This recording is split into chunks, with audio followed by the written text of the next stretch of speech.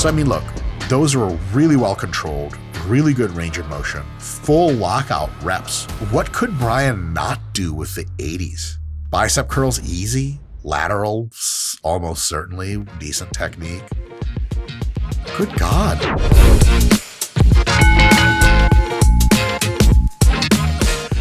Hey folks, Dr. Mike here for RP Strength. I'm a longtime professor of exercise and sports science, a competitive bodybuilder, Brazilian Jiu-Jitsu grappler, and person who cares.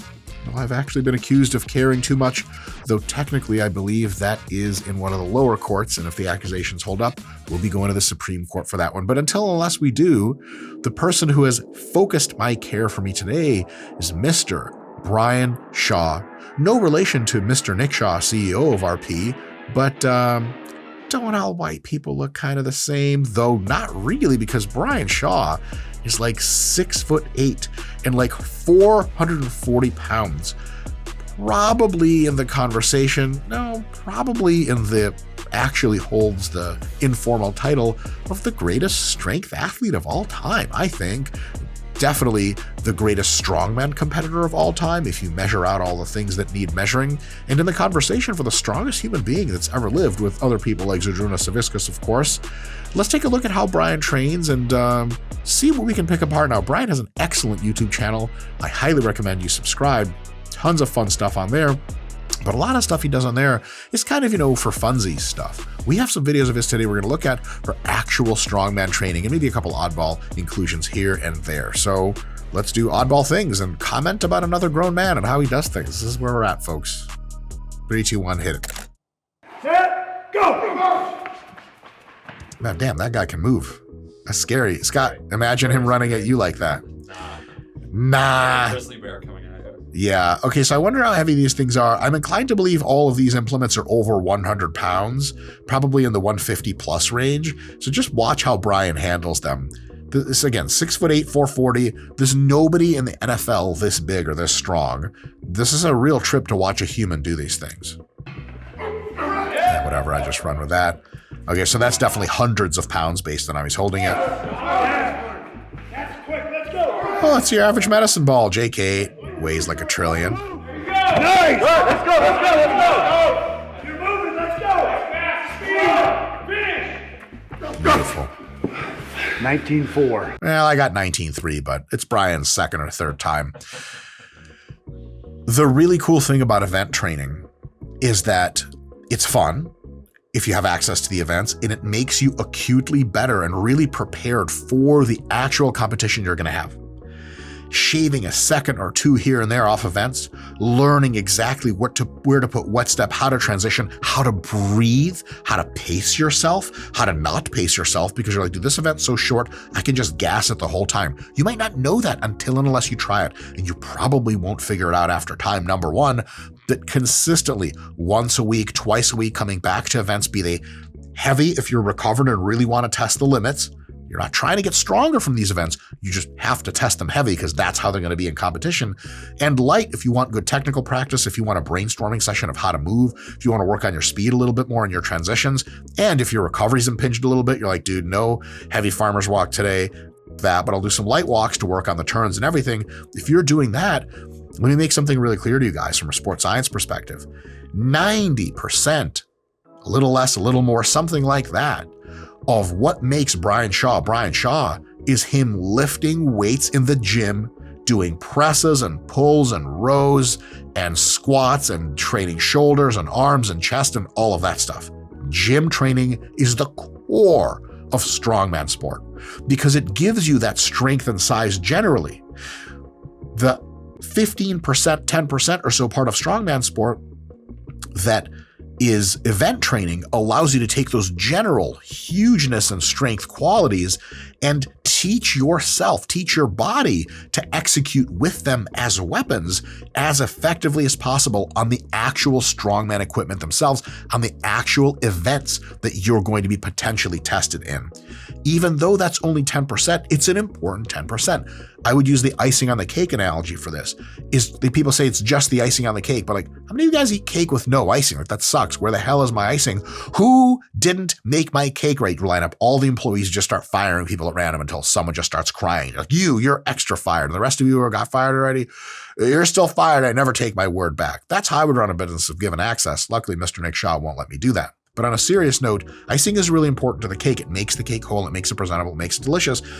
So yes, training in the gym is the core of getting stronger. Guys, there's no amount of event practice you can do. If you're just not strong enough in squats and pulls and presses, you're not going to be a good strongman. And that's how you get good in the gym.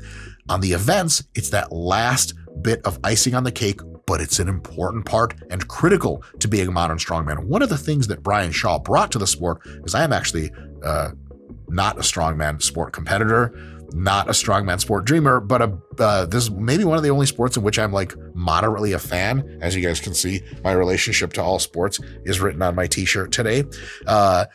Brian Shaw has brought in a next level critical thinking about sport. Brian stood out when he arrived and now set the new standard for today of athletes really thinking about their sport, really planning out their strategy. I'm going to grab that block first, then I'm going to grab that round thing, then I'm going to grab that sharp, weird thing, because, or whatever kind of reasoning. Brian really thought through stuff. He thought through his training, and he was one of the first strongmen that when he was financially able to do so, really started building and having built a lot of strongman equipment around him so that it's unlikely Brian will ever show up to a strongman competition and not know what's going on and not know how to approach the events optimally and not have ever seen the events or anything similar. It used to be back in the old days of strongman, the 70s, 80s, the 90s especially, these were just guys that were super jacked and super strong at least half the time. The other half were really pro strongman in the technical sense of like they trained the lifts when they could and they organized all the training around strongman. The other guys were just super strong, super jacked guys from a bunch of other sports, weightlifters, rugby players, and they did very well. But Brian almost typifies the culminating elite of the professional strongman. And that is a huge, huge deal. Really giving a shit, really thinking things through and really planning stuff, not just saying like, I'm strong, I'll handle this on vibes, assuming that, I want as much out of this performance as possible. Let me really think through my strategy, my approach, my training, so that when I come to the competition, I know that I've done everything I could to prepare myself to win this very competition. But as I understand from various interviews, Brian Shaw really does not like losing and really likes winning a lot. So that explains it. The last thing about strongman sport is, I don't know why, but they take people who happen to be mostly from Northern European evolutionary zones like the United Kingdom, the British Isles, Ireland, same thing, Irish people stay calm, the Nordic countries, the Eastern European countries, that's where most pro strongman come from, and they inevitably take them to places like Kuala Lumpur, Malaysia to compete, or the Philippines, why not? Folks, if you've ever been to Kuala Lumpur, Malaysia, the degree of hot and humid that it gets is unconscionable. Does the United Nations even allow such a temperature to exist? Here's the thing. If you're a pro strongman and you are training and competing out in that kind of heat and humidity, there is a problem. You are losing not only fluid through sweat, but electrolytes through your sweat. If you are empowered with the great steed, this horse comes running through, you're like, what the hell? But the horse is made entirely of fluid, and you're like, what? It's like, brr, brr, brr. And then it collides with you, and it turns out the horse was made from Element that is already dissolved in packets. And Element is an awesome sponsor of the RP channel here, and they want you to buy their products, and I'm supposed to say exciting things about them so that you buy them. But legit, Element's dope. There's no bullshit and there's no fake crap. It's just a few different kinds of salt and a little bit of a flavor. You put it into water, and all of a sudden, when you're drinking, if you mistakenly find yourself in Kuala Lumpur competing in a strongman event and losing like a liter per 30 minutes of fluid out of your pores, you can drink that back in and maintain high levels of performance. For what? To go out to the club later. And I don't know what the clubbing scene in Kuala Lumpur looks like, but I know they have Malaysians there, and I know Jared Feather exists. So you guys can put the two together. On the next topic. There are not too many people in history that could walk over to the rack, grab the 200s, carry them to the bench, then lift them. I mean, there might have been like 10 people ever that could do that, which is insane. I'm sure shit, not one of them. 200-pound dumbbell is like a joke, right? You're like, nobody lifts that. But Brian says, nah, fam. I didn't see him carry him over. Scott, this is bullshit. It's a bullshit edit. That was my fault. It was a setup. I cut that out. Yeah, let's keep going. Are those really 200s? You know? Fake weights, LOL. All right, so let's see what Brian does with them.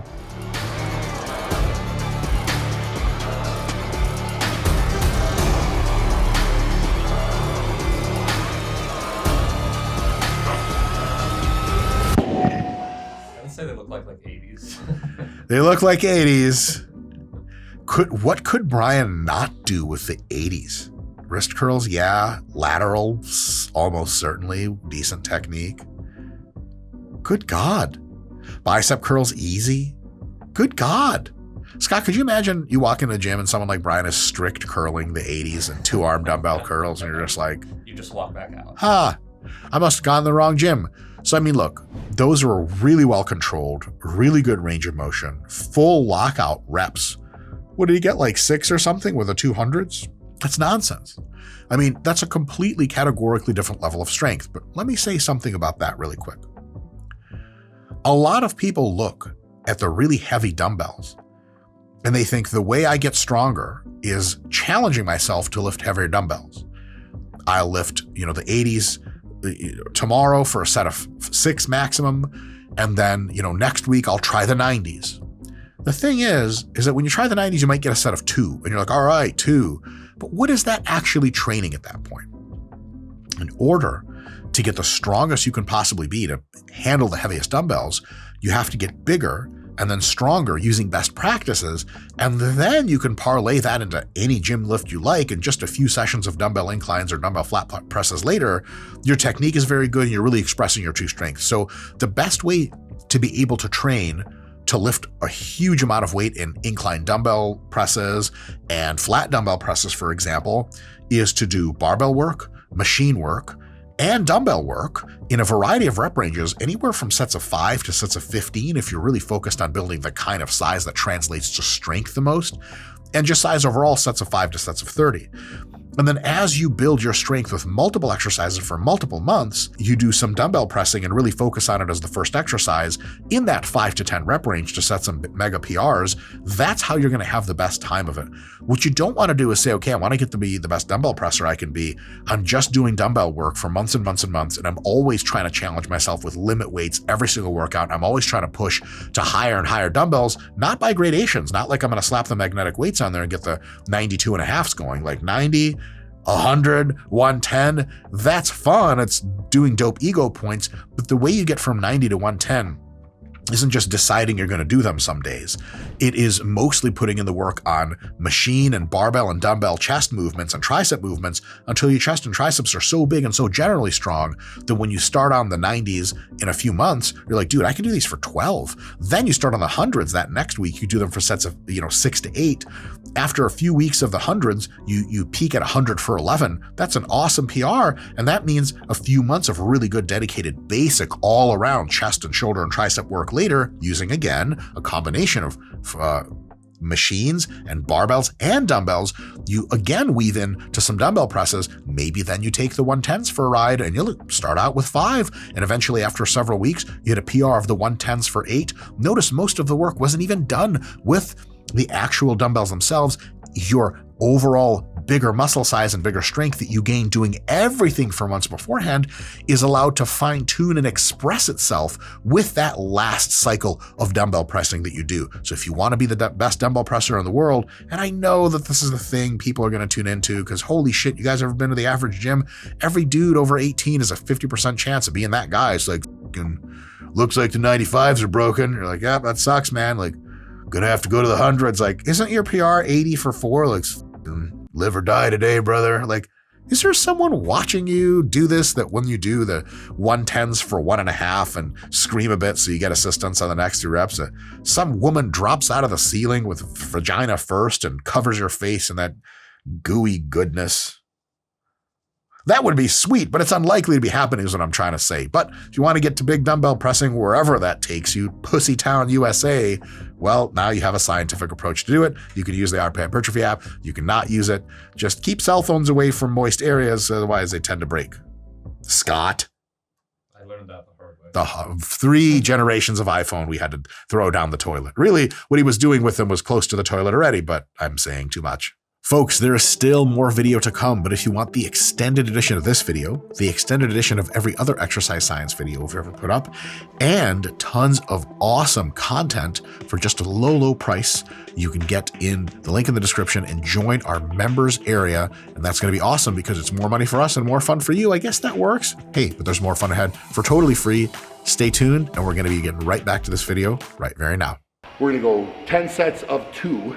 So this is just one of the training modalities that I would use. I would go up to potentially, in some workouts, 15 sets of 2 with this. But again, we're building speed, we're building work capacity. It's just trying to be explosive. So that's where you will wear yourself out with this more. So people are gonna think, well, it's only 2 reps. But if you sit down in that box and explode and get up as hard and as quick as you can, it'll take more out of you than you think. It's an interesting approach to training 10 sets of 2. Adopted, I believe, probably largely from the West Side style conjugate training that Louis Simmons used to propose was a good idea. Definitely some good upsides. So the upsides of 10 by 2 or even more sets of 2 than that training is that you get a lot of practice at very heavy weights. You get lots of rest, so you're super ready. And when you're doing doubles, you can really express very close to your true strength and true speed without having to worry about fatigue, because you can just take a break after 2 reps and rest another 3 to 5 minutes and then get back at it. So it really does favor explosion and maximum performance. What it probably doesn't do super well is boost muscle growth a ton, because sets of 2 tend to be not as muscle growth promoting as probably more like sets of 5. And you would have to do an inordinate number of sets of 2 to get up what just a few sets of 5 can give you muscle growth wise. Probably isn't the best way to build work capacity either, because the total amount of work and the impingement of fatigue are the thing that build work capacity the best. So if you're fatigued while in the process of trying to get in lots of workloads and you get up to huge workloads, that builds work capacity really well on both ends. Sets of 2 probably don't do either one of those things super well. If you want to build work capacity, the best way to do that in a way that transfers to barbell sport is probably with sets of 5, sets of 10, something like that. And look, like, yeah, 6 or 7 sets of 10 or 8 or 9 sets of 5 will definitely do the job of work capacity better than any realistic number of sets of 2. But for some sort of work on the higher velocity end of the spectrum, for what a squat looks like, and to make sure that every time you get under the bar, you're producing high forces and high velocities, you have to take lots of rest.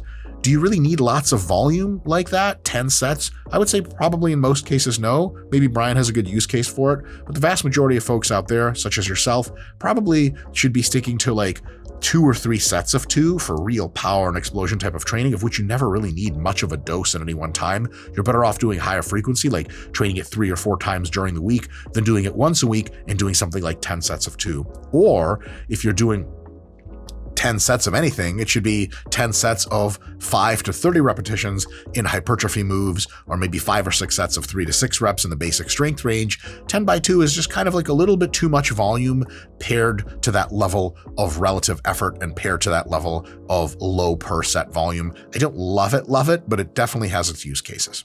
Scott, the video guy, just asked, what about the box squatting part? Well, so squatting to a box is cool for when you're an equipped powerlifter, when you have to meet that depth. You just have to get really good at practicing that depth. The thing is, if you set a box to the appropriate height, you're going to be hitting your competition depth every single time. And then it's also going to sort of unload you at the bottom in a similar way that a squat suit would. The problem is you can't train your squat suit all the time because it actually stretches it out, degrades it. A squat suit is maybe only very charitably 5 to 10 good high run uses until you have to replace it with something else. Also, getting a squat suit onto your body and off your body is profoundly difficult. It's super, super annoying. It hurts. And sometimes, like when you have a quad pump, you can't really take it off, which is a bit of a cut me out of the suit sort of scenario. So the box takes place for that, and for that, it is good.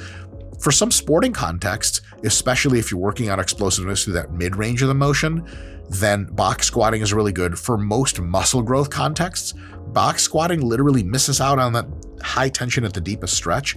So it's the opposite of what you would want to do to enhance muscle growth. And because the bands and chains, in addition to that, make that tension really high at the top but lower at the bottom, that whole complex Brian is doing really is not the way to put on muscle size best. There are better ways to do that.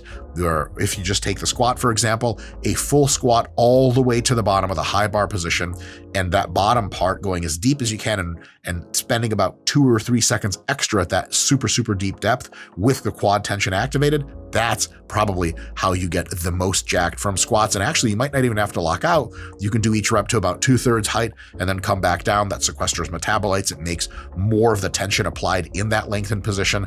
That's the way to do that.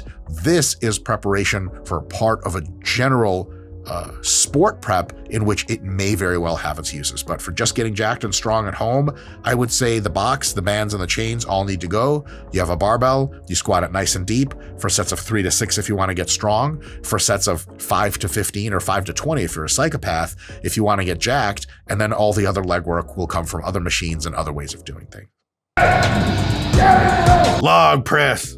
Hey, you wanna be a real man? Gee whiz, sir, I sure do. Well, you gotta be able to log press your body weight for insert random number of reps here. God damn it. Oh, okay. Anyway, that's what I think about log pressing. What do you guys think? Is that pretty good?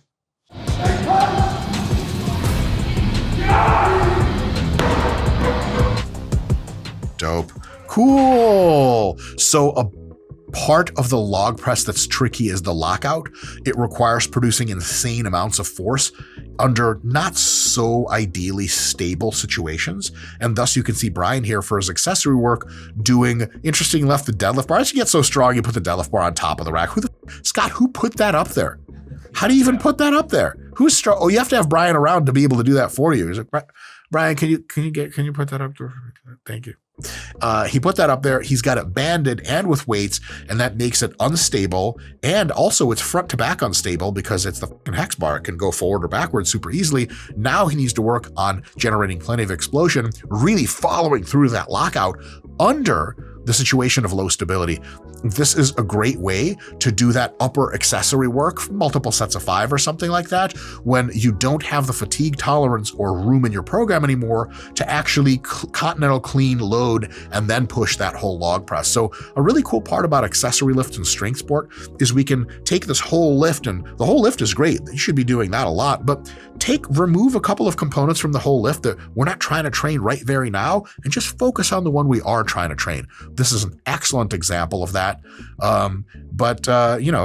You could not listen to what I say. You could go throw away your notepad and your Excel sheets. The RP Hypertrophy app has all of your workouts displayed in one place with guided videos on exercise techniques and a program that evolves to better suit your needs the longer you use the app. All you have to do is follow the plan right on your phone and get the gains. Click on the link in the description of this video to get started.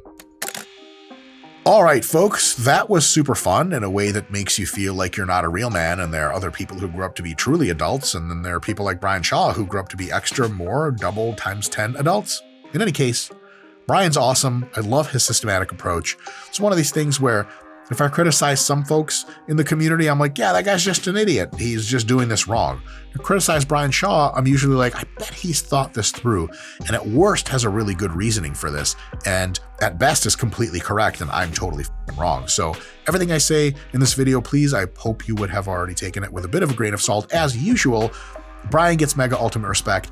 I rate Brian Shaw as one of the best to ever do it out of 10, and I've only gotten a rating like that from other people on a few things, but they're too disgusting and unethical to mention on our YouTube channel. See you guys next time. All right, that was super. Do you know what else is super? There are other videos on YouTube. Did you know that? It's not just this one video you saw. There are many, many other videos. Maybe you can start with clicking the one that YouTube says you should right now, and who knows where your journey will end. See you next time.